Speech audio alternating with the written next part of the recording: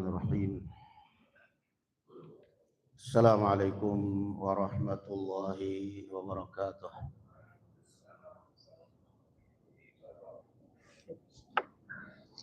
Innal hamdalillah nahmaduhu ta'ala wa nasta'inuhu wa nastaghfiruh wa na'udzu billahi min shururi anfusina wa sayyiati a'malina. Man yahdihillahu fala mudilla lahu ومن يضلل فلا هادي له.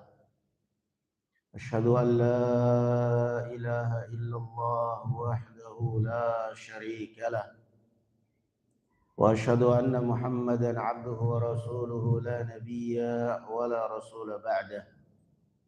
يا أيها الذين آمنوا اتقوا الله حق تقاته ولا تموتن إلا وأنتم مسلمون. يا أيها الناس اتقوا ربكم الذي خلقكم من نفس واحدة وخلق منها زوجها وبث منهما رجالا كثيرا ونساء واتقوا الله الذي تساءلون به والأرحام إن الله كان عليكم رقيبا. أما بعد، معاشر الإخوة والأخوات، jamaah salat subuh rahimani Allah wa iyyakum.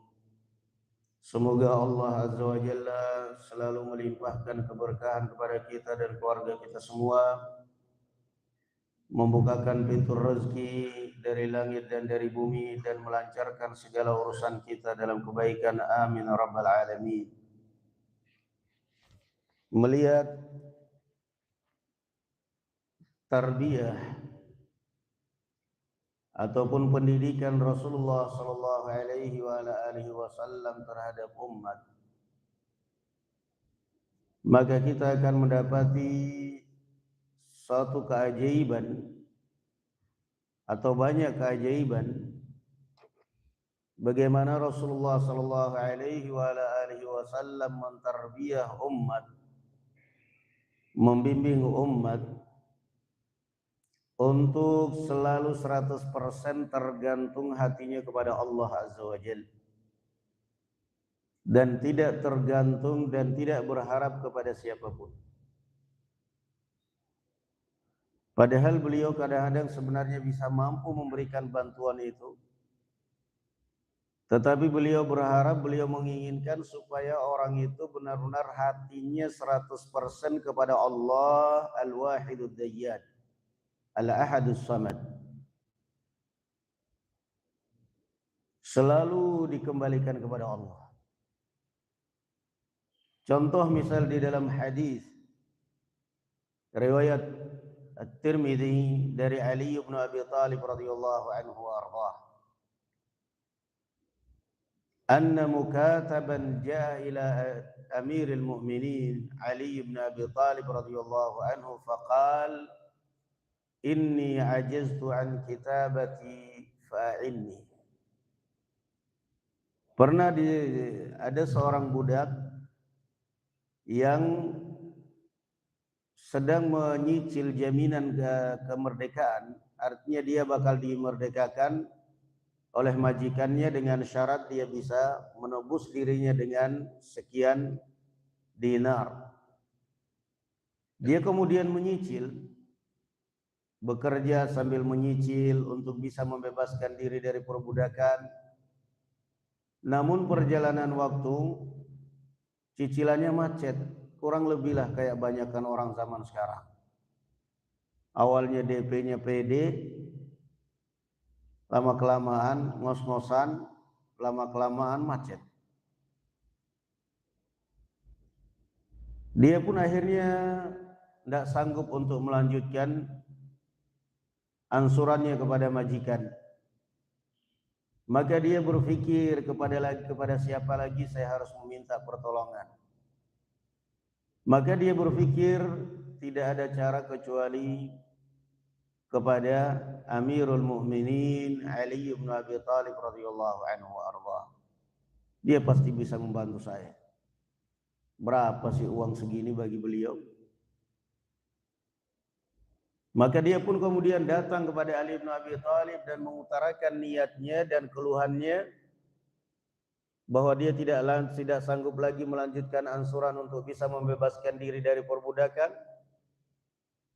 Faqala Ali bin Abi Thalib, lalu kemudian Ali bin Abi Thalib radhiyallahu anhu mengatakan, ala u'allimuka kalimatin 'allamanihinna Rasulullah sallallahu alaihi wasallam law anna 'indaka mithla Uhudin daynan addahu Allahu anka.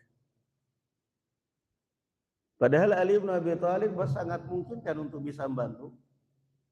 Tapi beliau menginginkan supaya orang ini hatinya selalu berharap, selalu terikat dengan Allah Subhanahu wa taala. Jangan kalau sudah butuh pikirannya kepada manusia.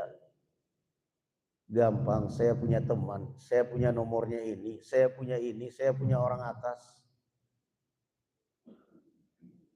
Maukah aku ajarkan kepada engkau beberapa kalimat yang pernah diajarkan kepadaku oleh Rasulullah sallallahu alaihi wasallam di saat aku mengeluhkan seperti apa yang kamu keluhkan, yakni hutang. Dan bahkan Rasul sallallahu alaihi wasallam mengatakan kalau seandainya kamu memiliki hutang setinggi gunung Uhud, Allah pasti akan melunasinya, membantu kamu untuk melunasinya. Kata orang ini mau. Qala qul, Ali bin Abi Thalib radhiyallahu anhu mengatakan, baca doa atau ucapkan kalimat-kalimat ini. Allahumma kfini bihalalika an haramika wa aghnini bifadlika amman siwak. Sederhana. Allahumma kfini bihalalika an haram. Ya Allah, cukupilah aku ini dengan rezeki yang halal dari yang haram.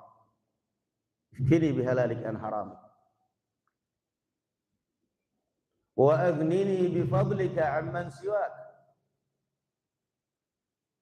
Dan cukupilah segala kebutuhanku ya Allah dengan semata-mata keutamaan dari Engkau, dan jangan aku dibiarkan pernah butuh dan selalu berharap pada orang. Kalimat yang luar biasa, yang sederhana, tetapi kata Ali bin Abi Thalib radhiyallahu anhu, Rasulullah sallallahu alaihi wasallam mengatakan, "Lau kana 'indaka mithla Uhudin daynan addahu Allahu anka." Diikat hatinya dengan Allah Subhanahu wa taala. Anda jangan lebih dekat kepada orang yang memiliki rezeki atau yang diberi rezeki, tapi dekatlah kepada Sang Pemberi rezeki. Kita dekat dengan orang yang diberi rezeki, kita akan dibilang penjilat lah, kita akan dibilang nggak punya muka lah. Apalagi kalau sudah sering-sering minta, sering-sering pinjam, sering-sering. Tapi kita dekat kepada Sang Pemilik dan Sang Pemberi rezeki, justru Dia akan murka kalau kita tidak pernah minta atau kalau tidak meminta kepadanya. Allahu yaghdabu in tarakta su'alahu wa bunayyu Adam yaghdabu in sa'altah. Allah Azza wa Jalla marah pada saat kamu tidak minta kepadanya,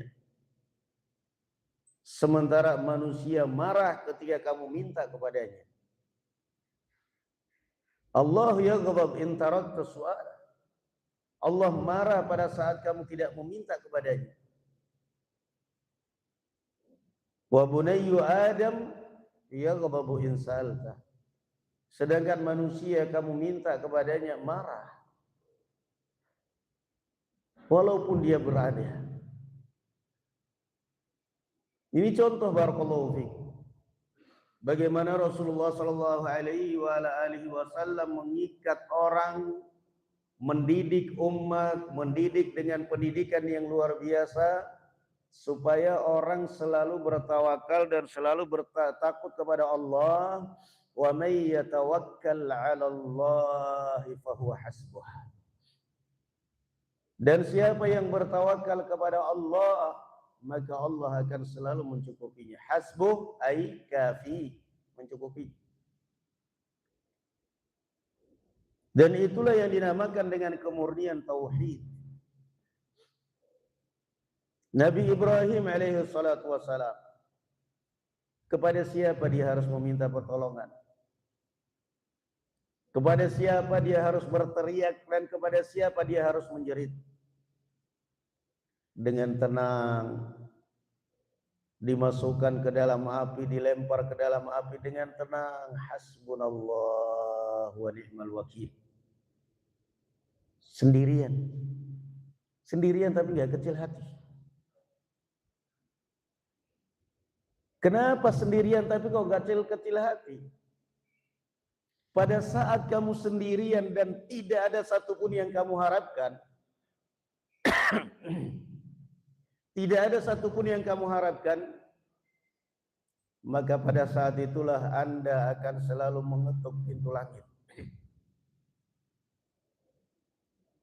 Enggak ada yang kamu bisa harapkan di muka bumi, berarti tinggal satu yang kamu harapkan, yang ada di langit.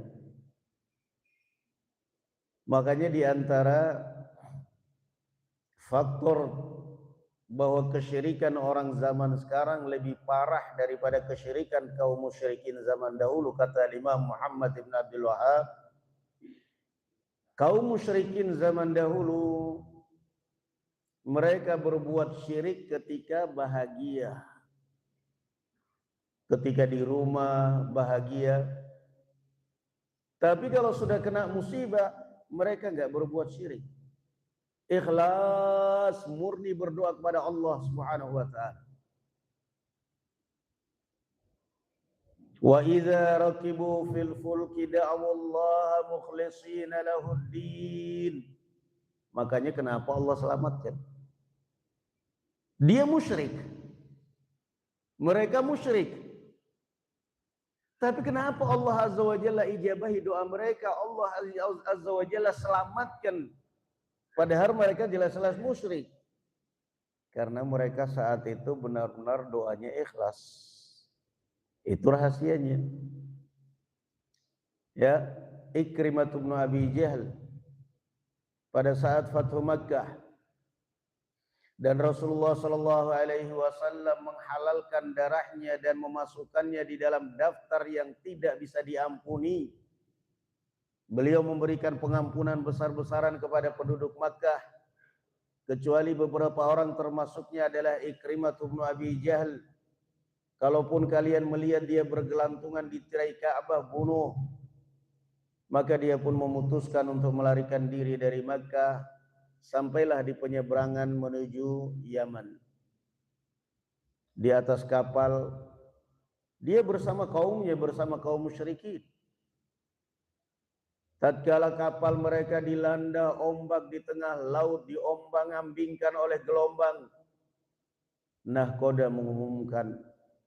mengumpulkan semua awak kapal dan penumpang. Sekarang sudah tidak ada lagi Lat, tidak ada lagi Uzza, tidak ada lagi kuburan wali yang bisa menyelamatkan kalian. Yang bisa menyelamatkan kalian adalah hanya Allah Subhanahu wa taala. Maka mulai sekarang semua kita berdoa kepada Allah Subhanahu wa taala. Ikrimah bin Abi Jahal sebagai orang yang cerdas mikir, saya lari dari Muhammad karena saya suruh meninggalkan sesembahan berhala-berhala nenek moyang kami. Suruh berdoa hanya murni kepada Allah Subhanahu wa taala. Giliran saya naik kapal bersama kaum musyrikin, sekarang saya kembali disuruh bertauhid. Saya kembali disuruh berdoa kepada Allah Subhanahu wa taala semata dan tidak boleh berdoa kepada berhala. Dia mikir, daripada seperti ini mending kembali aja kepada Muhammad. Toh ternyata apa yang kita sembah, berhala-berhala yang kita harapkan selama ini, arca-arca yang kita sembah selama ini, Ternyata mereka tidak bisa menolong, tidak bisa berbuat apa-apa. Saya lari dari Muhammad karena saya tidak terima Muhammad menyuruh saya meninggalkan sesembahan nenek moyang saya. Muhammad memerintahkan saya beribadah hanya kepada Allah semata, saya enggak terima. Saya maunya beribadah kepada Allah, ya juga beribadah kepada sembahan nenek moyang kita, berhala. Lah ini giliran bersama kaum musyrikin, saya disuruh begitu lagi. Apa gunanya, mending kembali kepada Muhammad. Maka dia akhirnya kembali ke Madinah, ke Makkah, dan dia mengikrarkan Islam, dan setelah itu kemudian dia tampil terdepan untuk selalu memerangi kaum musyrikin, membela Islam. Jadi coba lihat bagaimana barakallahu fikum orang itu supaya selalu larinya kepada Allah Subhanahu wa taala. Fafirru ilallah. Jadi ketika mereka berbuat syirik itu ketika mereka bahagia saja. Ketika mereka sudah kehilangan segalanya, murni doa mereka ikhlas. Makanya kalau ada pertanyaan apa mungkin doanya orang kafir dikabulkan? Bisa. Buktinya mereka diselamatkan oleh Allah di darat. Lah kan mereka musyrik. Ya mereka musyrik, tapi kan saat itu mereka murni berdoa kepada Allah. Bukan berdoa kepada berhala. Kalau mereka berdoa kepada berhala, Allah akan lepas. Tapi mereka memanggil Allah. Wa minan nas man yaqulu rabbana atina fid dunya wa ma lahu fil akhirati min khalaq. Di antara sebagian orang ada yang berdoa kepada Allah, ya Allah berikanlah saya dunia, dan enggak pernah memikirkan akhirat. Tapi Allah kasih. Orang kafir. Tapi mereka memanggil nama Allah. Allah kasih. Sedangkan orang-orang zaman sekarang terkadang justru syiriknya, justru ikhlasnya hilang ketika ada masalah. Itu bedanya kata Syekh Imam Muhammad bin Abdul Wahab. Justru hilang keikhlasan dia ketika ada masalah. Ketika sedang menghadapi musibah. Begitu ada musibah, dia berpikir, ya Allah, Allahumma sallim sallim. Allahumma yassir wa la tu'assir. Ya Allah, permudah jangan persulit. Bukan begitu respon dia. Justru ketika dia ada masalah sudah mulai mengingat, saya punya kenalan ini, saya punya ini, saya punya itu. Hati-hati. Fafirru ilallah, kembalilah kalian kepada Allah. Juga di dalam kisah yang lain, Fatimah radhiyallahu anha, istri daripada Ali bin Abi Thalib radhiyallahu anhu wa ardhah, mengeluh kepada Ali bin Abi Thalib, capek, al-ana, capeknya ngurusin rumah tangga, capek di dalam rumah, ya nyuci, ya masak. Apalagi perempuan zaman dahulu, perempuan Arab lagi, makan serba bikin, roti serba bikin, ya. Lain dengan istri zaman sekarang. Dia mengeluh. Ali bin Abi Thalib radhiyallahu anhu memerintahkan, coba kamu datang kepada ayahmu, minta barangkali dia bisa memberikan kepada kita budak, pembantu. Dan ini juga sebelum kita lanjut saya beri catatan bahwa anakmu sekalipun dia sudah nikah itu juga adalah tetap tanggung jawabmu. Salah kalau ada orang tua anaknya sudah nikah, apalagi dia anak perempuan. Kamu sudah nikah, ayah lepas tanggung jawab. Segala-galanya sekarang suami kamu. Sampai kadang-kadang padahal sudah jelas-jelas dia tahu anaknya, menantu laki-lakinya nggak mampu, sementara orang tuanya foya-foya kaya, tapi pokoknya nggak digubris tanggung jawab suami kamu. Kamu sudah nikah, kamu sudah saya serahkan, sudah saya akadkan sama suami kamu, maka bapak sudah lepas tanggung jawab. Ntar gimana kalau anaknya balas? Begitu bapaknya sakit di rumah sakit, minta ditelepon barangkali bisa jagain. Maaf Pak, saya juga sudah lepas tanggung jawab. Kan katanya bapak sudah lepas tanggung jawab ke saya, berarti saya juga sudah lepas birrul walidainnya. Assalamualaikum, satu sama. Salah dong kita. Mantan istri ada, mantan anak nggak ada. Mantan suami ada, mantan bapak nggak ada. Jadi belajar dari kisah ini. Kamu kenapa minta lagi ke saya? Kamu kenapa ke saya? Kamu kan sudah tanggung jawab. Kan bapak udah tahu, suami saya begini, suami saya ekonominya begini. Pokoknya kamu sudah nggak boleh seperti itu. Itu akhirnya akan memotivasi sang anak untuk dendam. Untuk dendam kepadamu. Dan pada akhirnya ketika anakmu punya anak pun juga diajarin untuk dendam. Tetap tanggung jawab kita. Tetap tanggung jawab. Kita diberi kemampuan rezeki oleh Allah Azza wa Jalla. Alhamdulillah kita sedikit berada atau bahkan mungkin banyak. Sementara anak kita yang sudah menikah, menantu kita lihat mereka juga tertekan ekonomi. Jangan kemudian orang tua foya-foya variasi mobil bikinnya sementara anaknya. Jangan. Nah, itu tetap tanggung jawab kita. Ali bin Abi Thalib radhiyallahu anhu wa ardhah memerintahkan Fatimah untuk datang meminta kepada Rasulullah barangkali ada pembantu. Subhanallah. Lihat apa respon Rasul sallallahu alaihi wasallam. Langsung dikasih pembantu? Langsung iya saya kasih? Enggak. Dikembalikan hati mereka kepada Allah Subhanahu wa taala.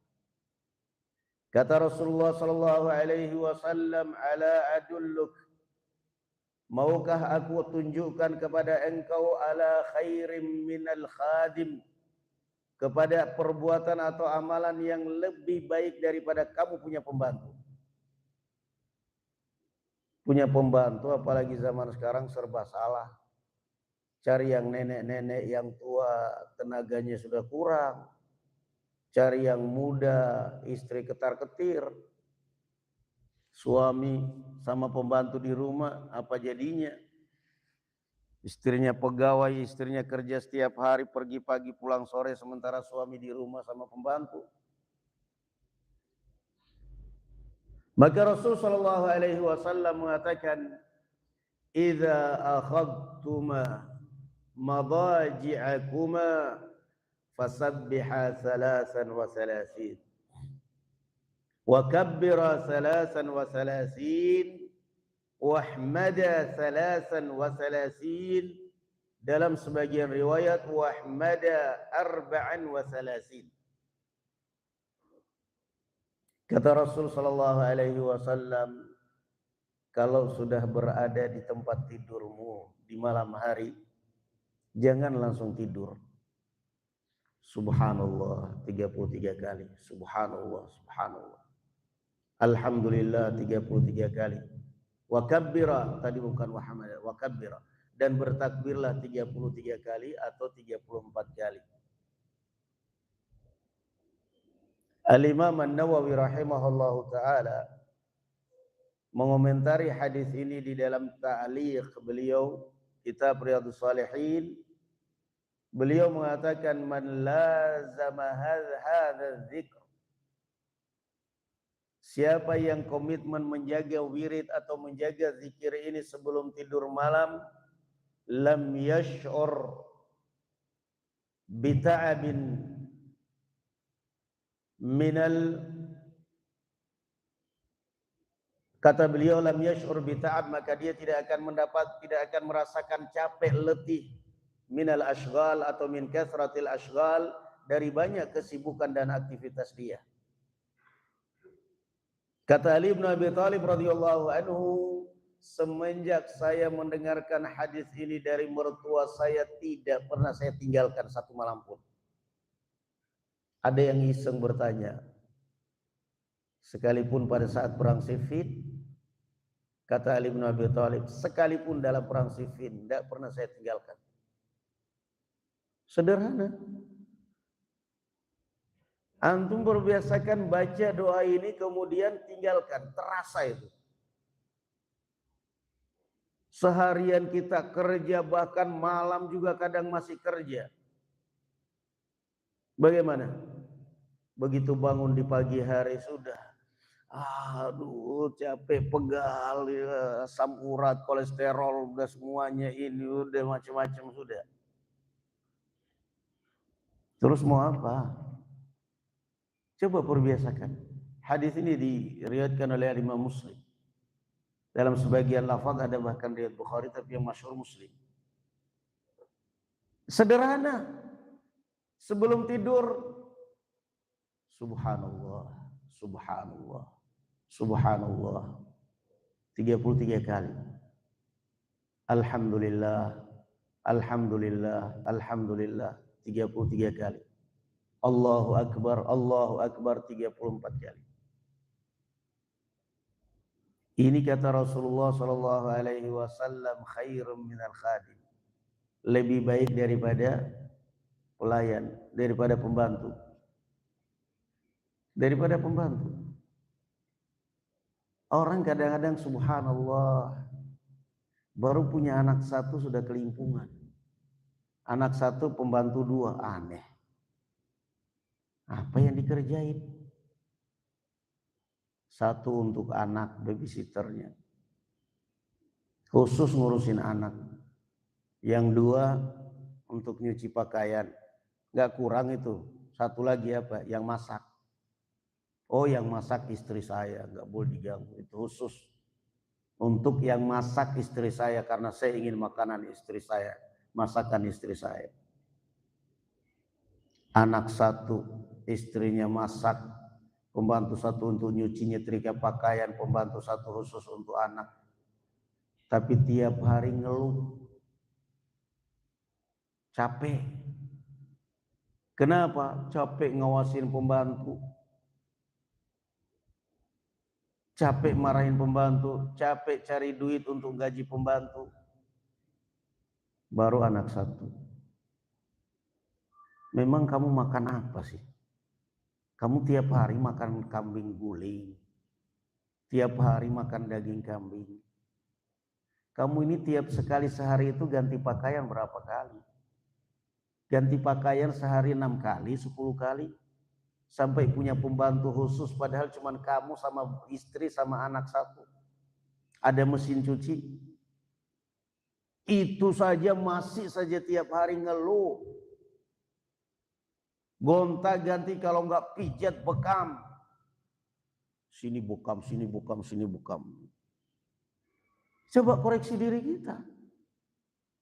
Rupanya pantas kita ditegur oleh Allah Azza wa Jalla karena hati kita selalu terikat kepada orang. Aman ada pembantu, aman ada pelayan. Di dalam hadis Al-Bara ibn Azib, ini perhatikan ini, subhanallah. Di dalam hadis Al-Bara ibn Azib radhiyallahu anhu wa ardhah, beliau pernah berwasiat kepada Al-Bara ibn Azib, "Idza akhadta majja'ak fatawadda' wudu'aka lis-shalah."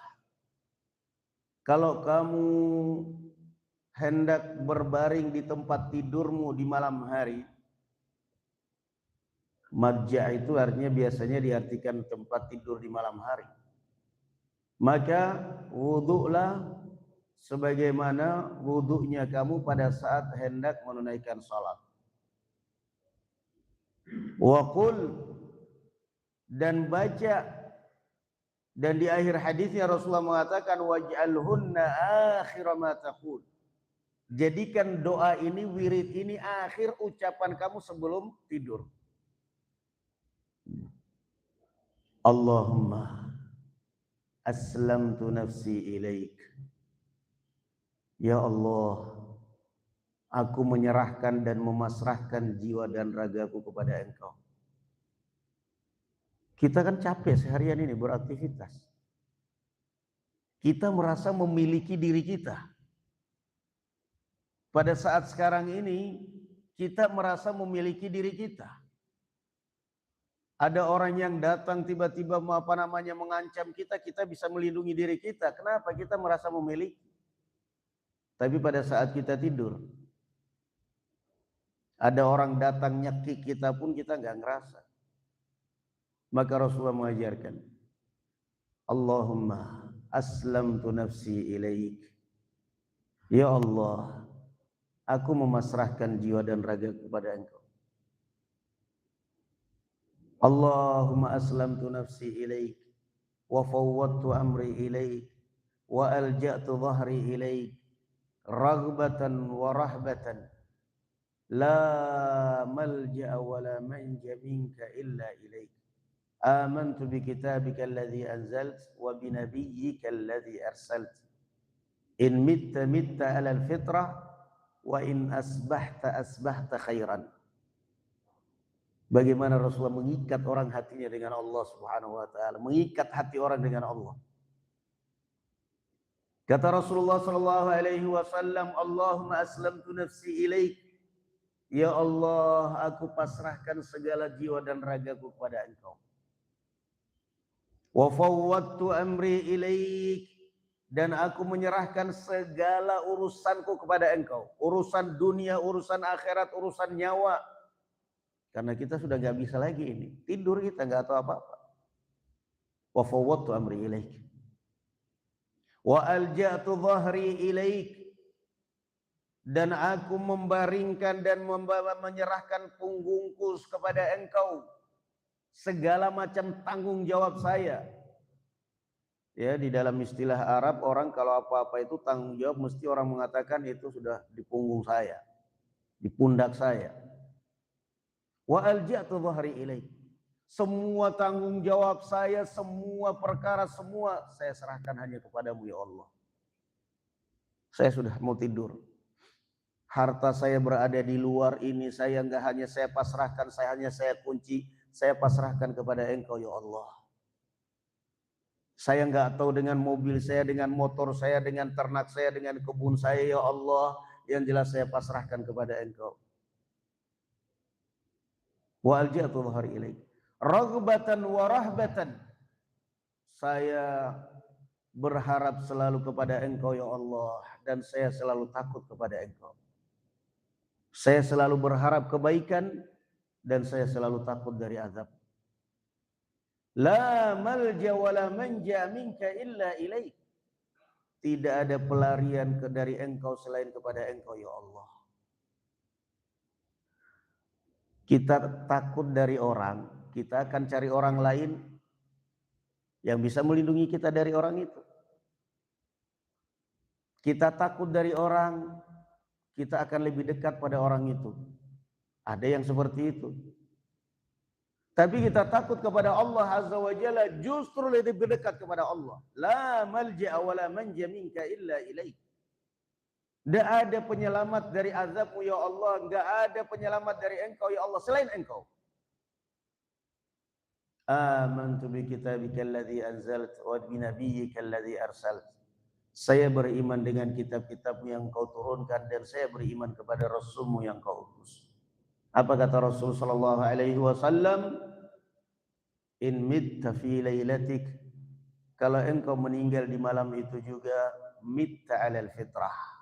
Engkau meninggal dalam keadaan tauhid, dalam keadaan Islam, dalam keadaan bertauhid. Masya Allah. Gak sempat ditalqin, orang meninggal tidur tiba-tiba meninggal, gak sempat ditalqin, tapi sebelum tidur baca doa ini, kata Rasulullah sallallahu alaihi wasallam, in mitta fi lailatika mitta 'alal fitrah. Kalau engkau meninggal di malam itu, engkau meninggal di atas fitrah. Wa in asbahta asbahta khairan. Kalau engkau masih bisa diberi umur oleh Allah sampai pagi hari, sampai esok hari, maka engkau kalau masih bangun di pagi hari, engkau akan bangun dalam keadaan baik. Subhanallah. Engkau akan bangun dalam keadaan baik. Nah, ya, kita ini kan tidur, namanya juga tidur, peredaran darah nggak lancar, aliran darah nggak lancar, ya.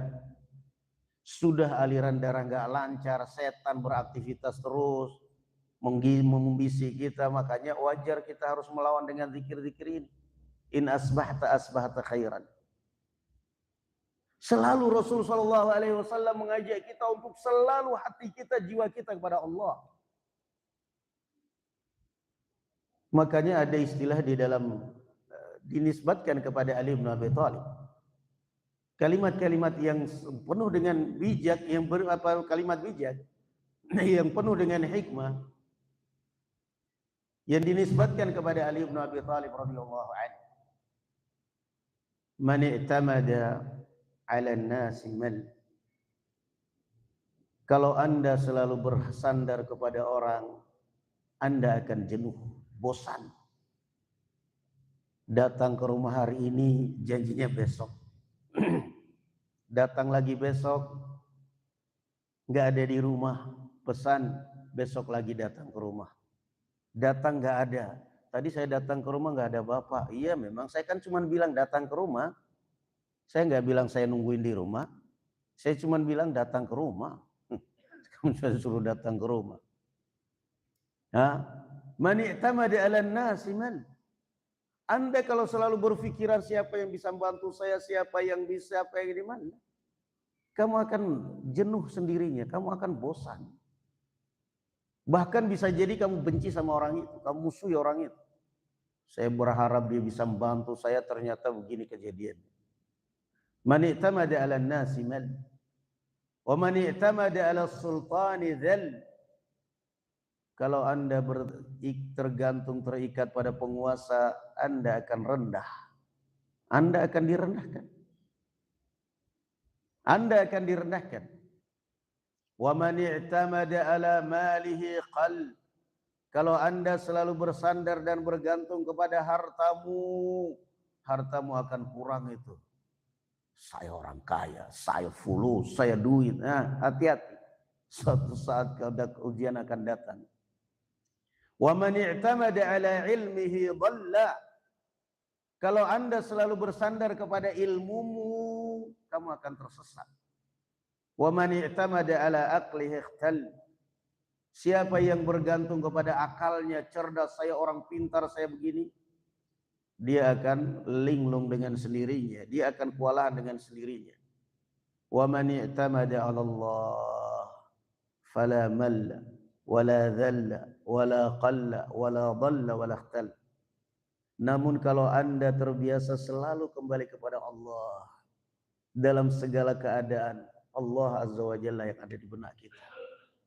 Tidak akan pernah bosan, tidak akan pernah direndahkan, tidak akan pernah tersesat, tidak akan pernah linglung atau stres, dan tidak akan pernah berkurang. Itu memang sudah sunnatullah Azza wa Jalla.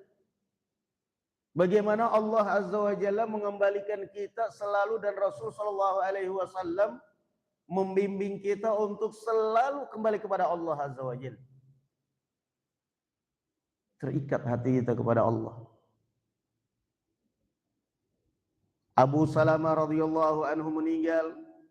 Rasul Shallallahu Alaihi Wasallam datang menjenguk. Apa yang beliau berikan? Beliau memberikan sumbangan sosial, bantuan sosial ini enggak. Beliau memberikan sumbangan mental, dan itu lebih penting. Beliau memberikan sumbangan mental kepada Ummu Salamah.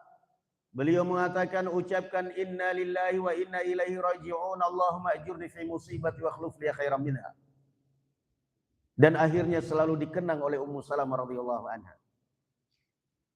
Ummu Salamah radhiyallahu anha menceritakan kejadian dan mengingat kejadian itu. Saya pernah mendengar Rasulullah sallallahu alaihi wasallam mengatakan, "Ma min 'abdin tusibuhu musibatun, faqala inna lillahi wa inna ilaihi raji'un. Allahumma ajurni fi musibati wa akhlif li khairan minha, illa ajarahu Allah fi musibatihi wa akhlafahu Allah khairan minha." Faqultuhu 'indama tuwfiya zawji Abu Salamah fa'abdalani Allahu man huwa khairun min Abi Salamah, Rasulullah sallallahu alaihi wasallam. Masya Allah. Ummu Salamah terus mengingat radhiyallahu anha. Saya pernah mendengar Rasul Shallallahu Alaihi Wasallam mengatakan tidak ada seorang Muslim yang tertimpa musibah bahkan sampai putus tali sandalmu mengucapkan inna lillahi wa inna ilaihi rajiun. Allahumma ajurni fi musibati wa akhlif li khairan minha. Orang kan kadang-kadang mendengar kalimat inna lillahi itu hanya kematian. Mendengar berita kecelakaan, innalillahi wa inna ilaihi rajiun, enggak mati kok. Lah memang innalillahi itu mesti mati. Hah? Itu kan di masjid. Jam 10 toa masjid bunyi, innalillahi, oh ini kematian. Itu kan karena kita sudah terbiasa dengar di masjid. Masa tiba-tiba di masjid, innalillahi wa inna ilaihi rajiun, telah hilang 1 unit motor dengan nomor dengan plat nomor sekian-sekian, motor Beat. Bagi siapa yang menemukan malingnya, silahkan ditangkap dan digebukin motornya dibawa pulang. Udah biasa di masjid kan innalillahi kematian. Tapi yang namanya innalillahi itu nggak mesti kematian. Musibah apapun yang menimpa kita, kehilangan apa saja, kata Rasulullah, siapa yang tertimpa musibah lalu dia mengucapkan inna lillahi wa inna ilaihi rajiun. Itu kan dalam surat Al-Baqarah, alladzina idza asabathum musibah qalu inna lillahi wa inna ilaihi rajiun. Siapapun yang tertimpa musibah lalu dia mengucapkan inna lillahi wa inna ilaihi rajiun, Allahumma ajurni fi musibati akhlif li khairan minha. Ya Allah, berikanlah pahala dengan musibahku ini dan berikan pengganti yang lebih baik. Kata Rasulullah, mesti Allah akan berikan pahala dengan musibahnya dan Allah akan gantikan dengan yang lebih baik. Kata Ummu Salamah radhiyallahu anha, saya pun mempraktikkan hadis ini. Ketika suami saya meninggal, saya baca, subhanallah, Allah gantikan suami saya dengan laki-laki yang baik dan bahkan terbaik, yaitu setelah selesai masa iddah dilamar oleh Rasul sallallahu alaihi wasallam. Terakhir, barakallahu fikum, sebagai penutup, camkan ini. Siapapun kalau hati kita ini sudah terikat dengan sesuatu pada selain Allah, akan tersiksa hidup kita itu. Bahkan akan menjadi musuh orang itu. Contoh sederhana saja, nggak usah jauh-jauh. Kita selalu berharap dari orang ini, orang itu biasanya sudah 3 tahun ini ngasih THR terus ke saya ini. Lumayan lagi, tebal lagi. Biasanya ya tahun ini ya. Siap-siap aja. Ya, ketika kamu tidak harap, ada aja dia ngasih. Begitu karena sudah biasa ngasih, akhirnya kamu berharap. Biasanya 2 juta ini lumayan. Untuk bisa ngasih anak-anak. Nggak ngasih. Aduh, hapus. Nggak ngarap dikasih, giliran harap nggak dikasih. Itulah akibatnya kalau kamu berharap pada orang, tersiksa. Ini besok Id. Sampai besok Idnya sholat maghrib. Coba pura-pura sholat di sampingnya orang inilah. Assalamualaikum. Salam.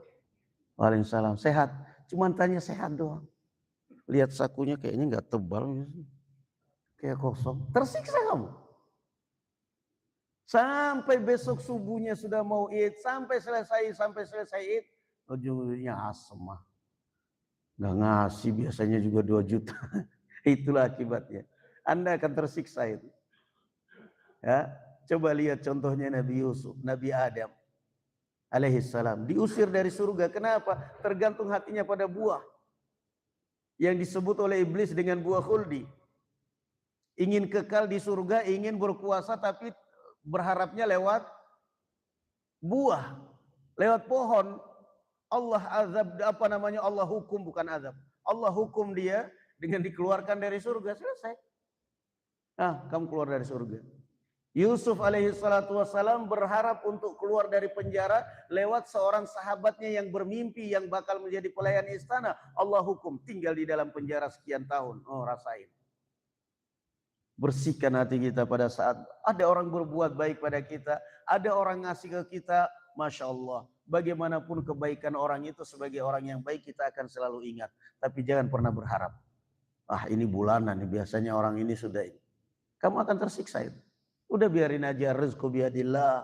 rezeki di tangan Allah Subhanahu wa taala. Sama juga dengan orang-orang yang kamu kenal, entah itu jenderal, entah itu pejabat tinggi pun, kalau kamu selalu berharap, kamu akan sakit hati. Saya kira dia jenderal, dia ini, giliran saya ada masalah menghilang, di telepon nggak ngangkat, di WA centang satu, di ini semuanya. Nah, itu akibatnya hatimu terikat pada orang. Maka perbiasakan hati kita selalu terikat dengan Allah. Wa may yatawakkal 'alallahi wa may yattaqillaha yaj'al lahu makhrajan wa yarzuqhu min haitsu la yahtasib fa inna ma'al usri yusra inna ma'al usri yusra. Mudah-mudahan Allah Azza wa Jalla senantiasa melimpahkan kepada kita keberkahan dari langit maupun dari bumi, dan semoga Allah Azza wa Jalla melancarkan semua urusan kita dalam kebaikan, menjauhkan kita dan keluarga kita dari penyakit dan musibah dan bala, dan semoga Allah Azza wa Jalla memanjangkan umur kita dalam kebaikan, menjadikan kita dan anak-anak kita termasuk ahlul Quran, dan mengumpulkan kita semua di dalam surganya. Amin rabbal alamin. Wassallallahu ala nabiyyina Muhammadin wa ala ali Muhammad. Walhamdulillahirabbil alamin. Assalamualaikum warahmatullahi wabarakatuh.